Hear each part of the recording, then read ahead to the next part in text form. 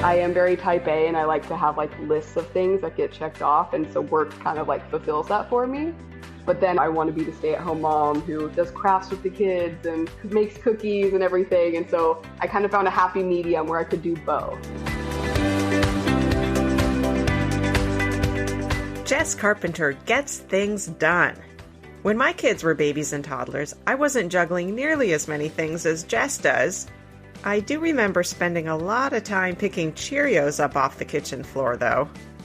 I'm Elizabeth Pearson Garr, and on this episode of the Experience Podcast, we get a lesson from Jess in multitasking. She's published 2 novels and 2 children's books and has another on the way. She has a big following on social media for her hilarious posts about motherhood, life, work, and how they all intersect. And she has 3 young kids, including her 3-month-old son, Cal, who slept on her chest throughout our interview. Hi, Jess. Thanks for coming onto my podcast. Yeah, of course. I'm very excited.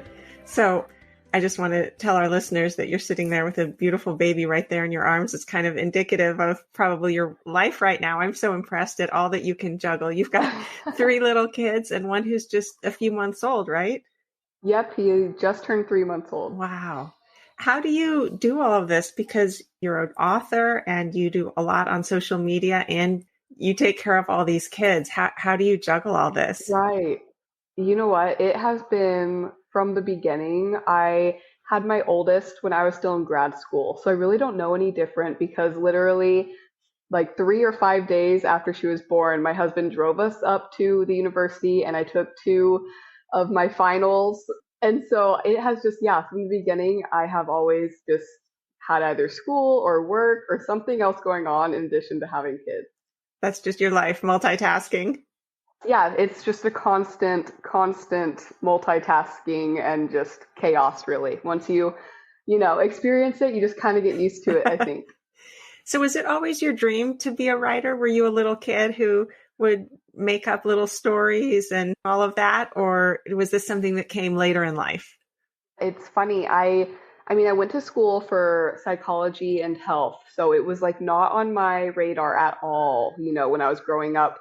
But then I look back and my mom, she keeps literally everything. And she has so many little books that I had written as a kid. I don't even remember, of just like little ones I had illustrated myself and just like tons of stories and even like song lyrics and just like super random stuff like that. So I guess, since I've been a kid, I guess it was kind of inherently, in me, but it wasn't something like I went to school for. So when I had some downtime after having my oldest, I just started writing. Shockingly, I was bored because I had just graduated grad school. And so I had like a 3 or 4 month period where I didn't have anything to do.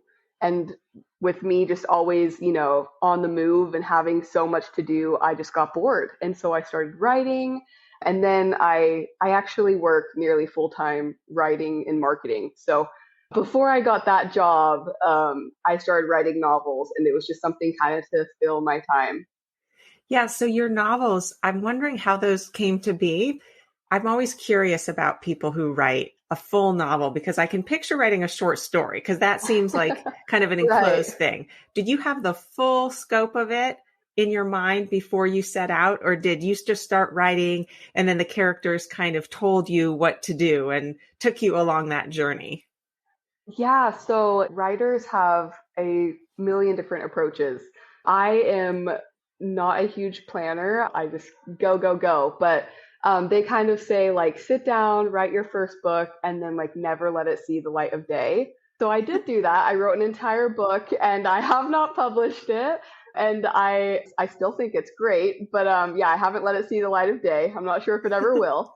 But after I did that, I then wrote my book that I did publish. And so it was a lot of late nights and research, and I kind of planned the beginning and how the ending will go, and then the middle is just totally gray, and I just come up with it as I write.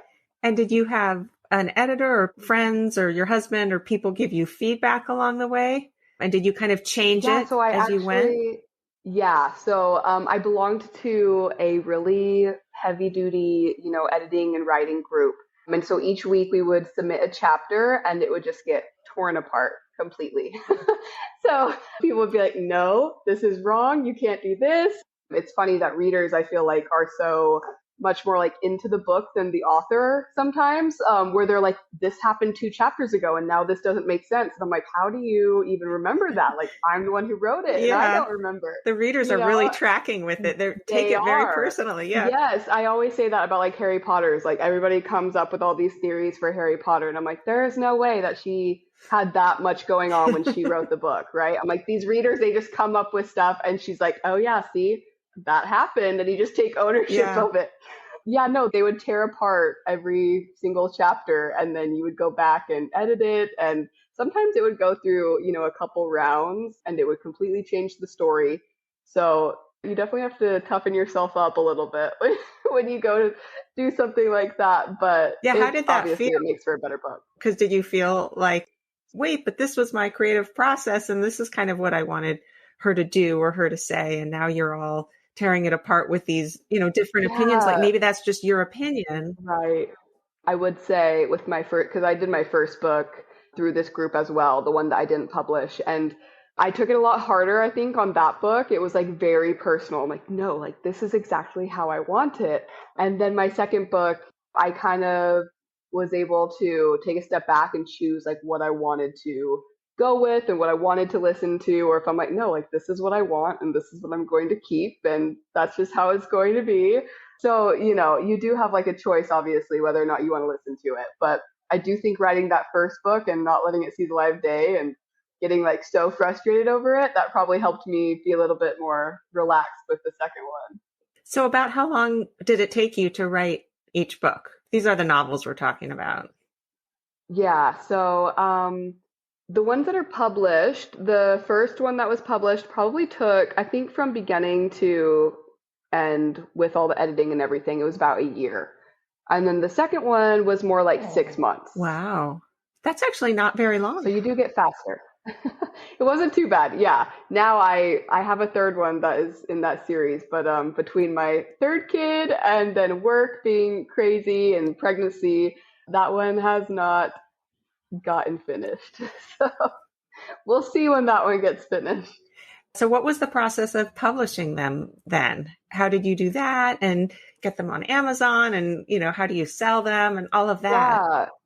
So you kind of have two different routes as an author. You can pitch, traditionally where you pitch to agents. And then once you get an agent, the agent then, pitches to publishers. And it can take, I mean, most people, it can take years to get one yes from an agent or one yes for the agent to the publisher. I just didn't want to go through that. I was confident in what I had created. And so I just self-published, which is you pay for it up front, but then you keep more of the royalties. So you get to choose where you want to publish it and who you want to publish it through. I just created like my own small little publishing name and then published through that.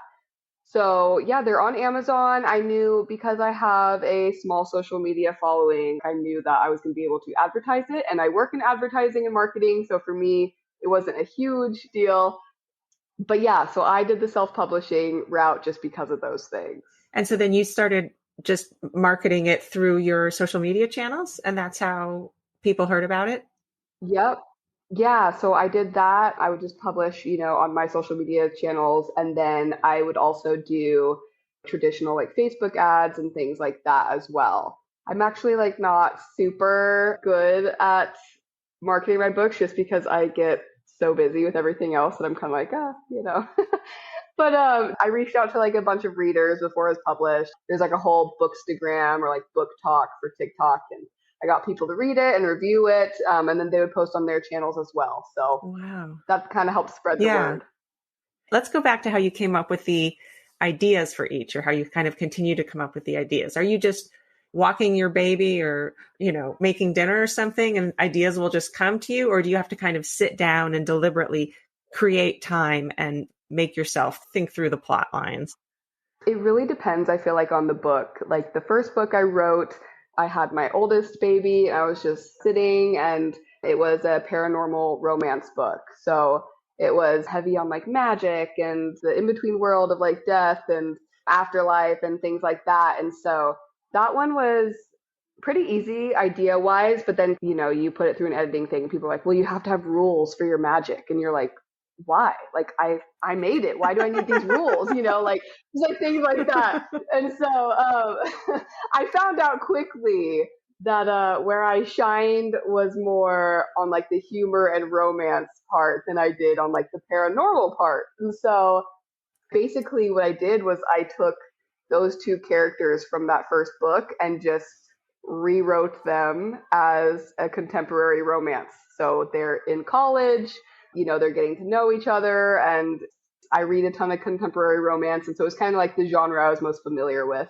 And also, I was 21, and so even though I had graduated college, it was kind of like the age range that I was in at the time. So I was familiar with like all of the things I could bring up, like social media and artists and things I could pull from and bring into the book. So those ones wrote themselves very easily. And then my second book was based on like the best friend to the main character in the first book. So that one was a little bit more difficult just because I hadn't planned from the beginning to write that. So I did have to like sit down and think more of like the plot and how this would work and like these characters versus the first one that was pretty easy, it felt like, to write.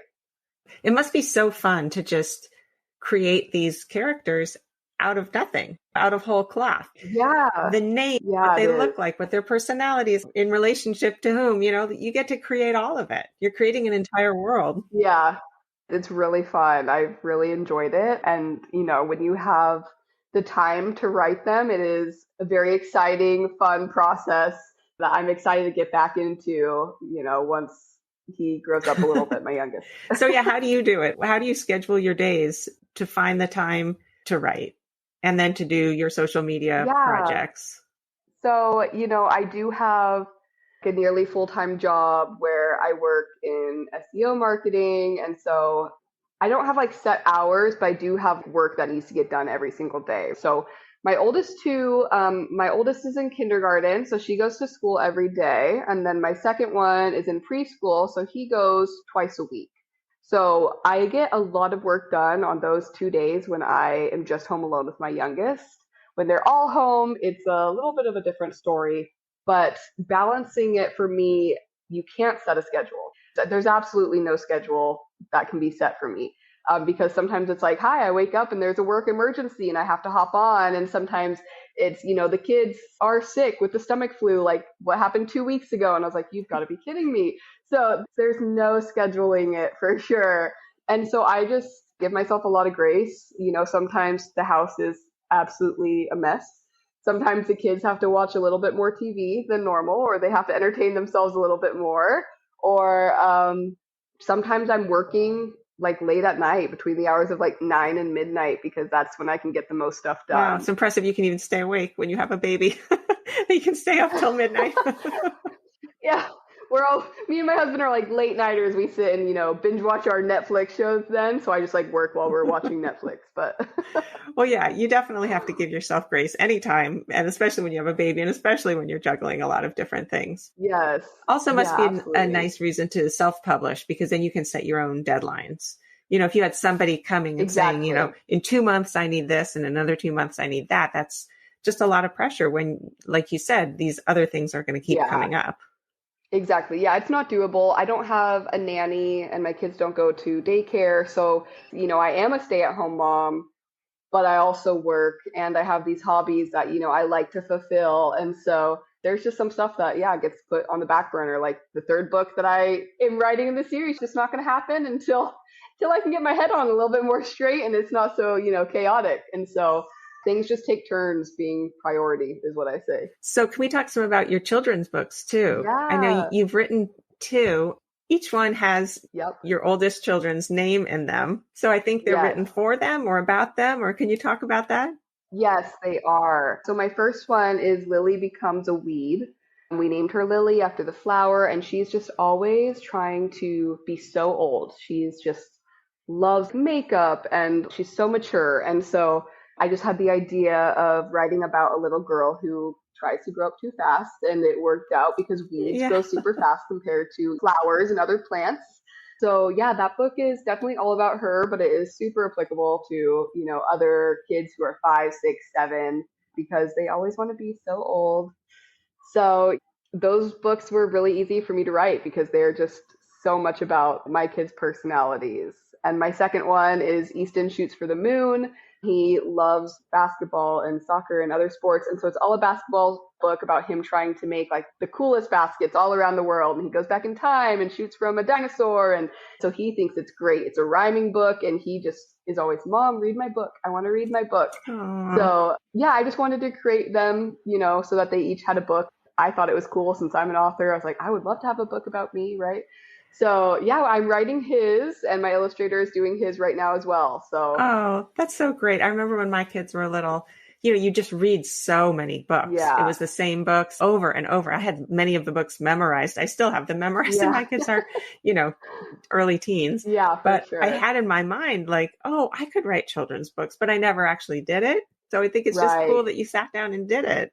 It's been really fun. It's been something I enjoyed, and I just love that I get to, have these little like memories of them and have them illustrated. And so I'm excited for them each to have their own little book. Yeah, that's so nice. So the illustrator, it sounds like it's a really great story. I noticed that she's Ukrainian, your illustrator, Yes, right? yeah, she lives in Ukraine. How did you find her and what's your relationship with her now? How is she doing? I just found her online, like on a job listing site, and that's how we connected. She sent me some of her samples, and I really liked her work. And so, Yeah, it's beautiful um, work. I've looked at the books. yeah, Lovely. yes, she's a great illustrator. And so we connected like that. At the time, it wasn't so crazy in Ukraine, but she was in one of the cities that was just very heavy in Russian troops. And so her and her husband fled to another nearby city. He couldn't go out of the country for some reason. I can't remember, but they're currently in a safer city. They're hoping that, they have a home to go back to. Wow. But yeah, it's she just keeps saying like, I'm just so sad that this is all happening, and I'm so sad that I am not in my house because the house next door to hers was actually bombed and like on fire. And so that's when they were like, okay, we have to go. Wow. And so they quickly packed like a backpack and just headed to the train station. And then they were stuck at the train station for a few days because they couldn't get on the train to get out. Yeah, it was nuts a couple weeks ago, but for the last like 2 weeks, she's been in a safer city. She might be in a shelter or something like that. I know that, it's pretty volatile right now. So they're just waiting until hopefully they have a home to go back to. That's amazing. And were you giving some of your proceeds to her or Yeah, something? so anyone who buys Lily Becomes a Weed or Eats and Choose for the Moon, all of the profits just going to her. I don't need it right now. They obviously do. And so anyone who buys them, we've just been sending the money that way. That's so generous of you. How nice. Yeah, she's a great woman, and so I can't imagine being in her shoes right now with everything going on. So it is the least I can do.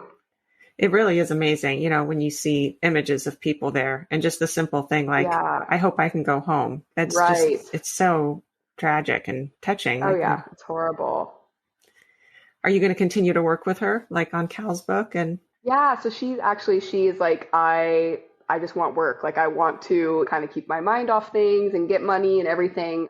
She was like, I don't want you just like send me money. And so I was like, okay, well, I just had a baby. Let's work on another book together. I'm like, eventually he's gonna have one. And so I was like, we can just do his as a baby. And so she is actually working on his right now. She just sent me the first illustration literally like an hour ago. I haven't even looked at it. So oh, yeah, no, things are a little delayed, obviously, just because, everything going on, but she is still wanting work and she is still doing her thing. So she is working on his. oh, really impressive. I love that. Yeah, she's awesome. So is your plan to kind of keep writing, keep working, keep doing the content creation on Instagram and TikTok and doing it all? What's your hope for kind of next steps? Yeah, you know what? I I really like what I do. I really enjoy it. I really like the kids' books. I'll probably keep doing a bunch of different kids' books and things like that. They are a little bit less intensive time-wise for me because I'm hiring out an illustrator. And so I love creating those. I do love creating content for Instagram and TikTok. I just think it's super fun. And, it is also another way to create another stream of income. I just am somebody who likes to stay busy. So I thrive in chaos, I guess. So I will probably keep continuing it. Yeah, I'm growing my work side a little bit more. I've hired a couple people underneath me, and so I do a lot of editing like that. It's a good little system I've got going. How else does it differ doing the novels versus the children's books, other than you said it's maybe it seems a little less work doing the kids' books? Are Yes. there any other major differences you can, like, if somebody wanted to start writing, what path would you suggest Yeah. they go down So, if? yeah, I've had a couple people ask about like children's books. And if you want to do that traditionally, like I was saying, for children's books, you do write it and then you pitch it. So you don't like think of illustrations or anything like that. So you would pitch it to someone, get an agent that way, and they would find your illustrator. If you're self-publishing, like I did, you can either obviously illustrate it yourself if you are artistic, but I am not, or you can hire out an illustrator. So for, the kids' books, it's less time, but it's more money because you are paying for the illustrations up front usually, unless you work out a deal with the illustrator where, you do like a royalty deal with whatever we sell. Here's your proceeds, here's mine. So it kind of just depends. I think there's not a ton of people who do both. You either like are really into writing novels or you are a children's book author or illustrator. And then obviously, like I just kind of did both because I have kids. And so suddenly I was reading kids' books all day long. And that seems to be the only thing that I That's read. right. Yep. And so for me, For I'm many like, years. yes, it makes sense. This is the avenue to go down. But yeah, I think people definitely know whether they want to write kids' books or whether they want to write novels. And it's just a completely different process. There's a lot more planning that goes into the novels, a lot more planning because it is 100 times the length about so, compared to a kid's book. So it kind of depends on like money and then your time commitment, obviously. And then thinking of your social media work, I mean, a lot of the stuff you do is really funny. You have a really good sense of humor. Thanks. Is that stuff just pretty spontaneous? Whether you're doing like a TikTok or something that you're. A lot of it is spontaneous. It kind of just depends on what kind of content you want to create, whether it's video or photos, things like that. There are people who plan it out. Sometimes I do plan it out when I am a little bit more organized, and other times it's spontaneous. So it kind of just depends on one, what I have going on, and two, the different kind of stories I want to tell, right? Or what happens throughout the day. Sometimes my kids do something where I'm like, oh my gosh, that is so funny, or that's so, heartwarming or touching, and I have to write about it. And other times I'm like, there's no content. Today was crazy, so we'll just do a humor video or something like that. And how have you grown your audience there? When did you start posting and how have you made that a business? Yeah, so just really consistent posting. I started, oh gosh, I think like almost 3 years ago. So I posted consistently and then I got lucky and had a few viral videos and that garnered a lot of attention. One of my videos was on like the Today Show and a bunch of different websites. And I had another one that was just on a bunch of different TV shows because it was based off of the Texas ice storm. And so I've just had a bunch of like viral things that kind of got pushed out and that helped grow my audience. But really just consistent posting will definitely get you an audience if somebody was looking to do that. So when that went on the Today Show or other TV shows, did you know that was happening or did someone say, hey, turn on channel 4 and there's your stuff? I mean, how did Yeah, that feel? it kind of depends. Obviously, with the Today Show, like they don't want to get sued or whatever, so they do have somebody reach out to you and like ask permission. And so I said, yes, absolutely, because I have had offers for people to like buy the rights to the viral video and then they push it out. And so you do have to like ask in case somebody has sold the rights to the video. And I've never sold my rights because I just don't really care to. And so they did ask permission for the Today Show, but other shows, it's just been kind of random. Like people will repost it or people will send it to me and be like, hey, did you see that so and so posted your video? And I'm like, oh no, I didn't see that. They didn't tag me or whatever. So the Today Show, yes, I knew about, but the others, no, they were just surprises that sent to me. So I guess it could have been on more shows than I know about. It just depends on whether people saw it. Yeah. Is it sort of that old adage though, no publicity is bad publicity? Yeah, exactly. It's for me, I'm like, I made the videos and I thought they were funny. And so if they went viral, then so be it. You do have to deal with like the troll comments and things like that. But no publicity is bad publicity, like you said. Even the troll comments, they help engagement. So Yeah, is that basically your reaction? You just kind of ignore them and don't take them to heart? yeah, honestly, I usually just like delete them as soon as I see them. I'm like, whatever, okay. Sometimes I'll keep them. It's funny, like Cal, I just did a video of on TikTok and it went a little bit viral. And there was people like arguing in the comments of like, this is so embarrassing. And people were like, he's the cutest baby ever. Like, how could you say that? And it's just honestly funny just watching some of the arguments happen. You're like, why? Why are you spending your time on this random video, you know? But yeah, no, I've learned to kind of just laugh at them now. Get a little bit of a thicker skin the longer it goes on. Exactly. Yes, absolutely. I sometimes wonder about people that put a lot of their personal life or, themselves or their kids out. After a while, do you feel exposed? Does it ever feel like, oh no, this feels like a little too personal? Um, yeah, you know what? So I am actually like super introverted. So it's actually easier for me to just like put something out into the void than like tell someone something like one on one. I know that's like weird, but actually like a lot of people are like that I've talked to. They're like, no, like I'm a super introvert. And I'm like, oh, like it's interesting how that happens. But I think I pick and choose what I put online, obviously. Like I'm not gonna like put crazy stuff out there. No, it does sometimes feel a little like weird to know that, people know like all my kids' names and stuff about them and their personalities. And, there are some people who I have I don't even know what you would call it, an estranged father that I don't talk to. And so he loves to watch my stuff and he'll like email me about it. And I'm just like, okay, that seems a little odd. We'll just like delete that email and skip over it. Um, but yeah, no, there are some times where I'm like, okay, maybe we need to dial it back. It's usually once I get an email from, a situation like that. But Uh-huh. I mean, you get used to it, I think, the longer you're in the industry. And I just don't like say, hey, like this is where I live and Yeah. things like that. You just have to be a little bit careful about some stuff. And I guess bottom line is you're in control. You can Exactly. you can pull it back. You can put out there what you feel Yes. comfortable putting out And if you there. ever want to delete it, you can. It's not like I'm like some celebrity, right? So I'm like, nobody's like screenshotting my stuff. If I want to delete it, like, okay, I'll delete it and nobody will know. So I guess that's kind of a comfort as well.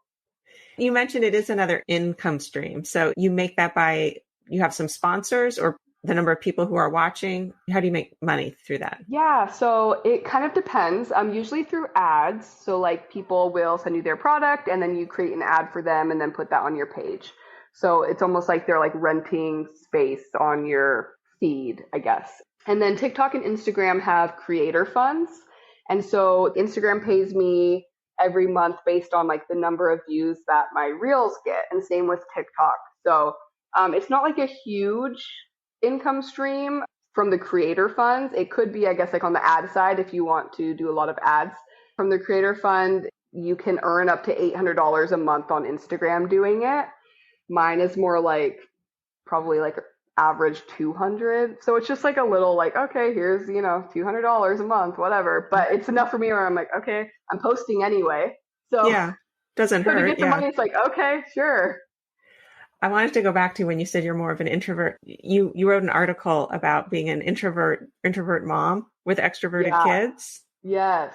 I thought that was so interesting because I remember thinking that when my kids were little because they're both really extroverts also. And Oh my gosh, yes. I remember people talking about this, about being like extroverted moms with introverted kids and saying, I can't get my kids out to do anything. But would it even be harder if I were an introvert and my kid were an extrovert? So your article really hit home for me because I thought it is really a thing that people deal with, but I think sometimes people don't Yeah. really talk about it that much. Right. No, yeah. Your approach is often to talk about things that people aren't talking about.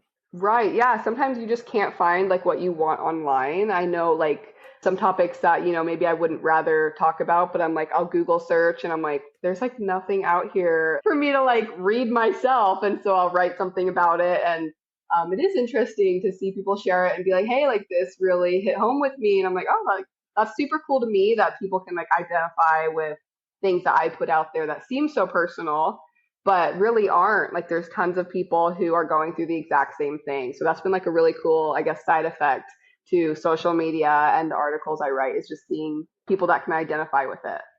It's neat how you've kind of found all these little niches for yourself. And Yeah, no, we are, my husband's an entrepreneur, and so we're just a very entrepreneurial family, I guess.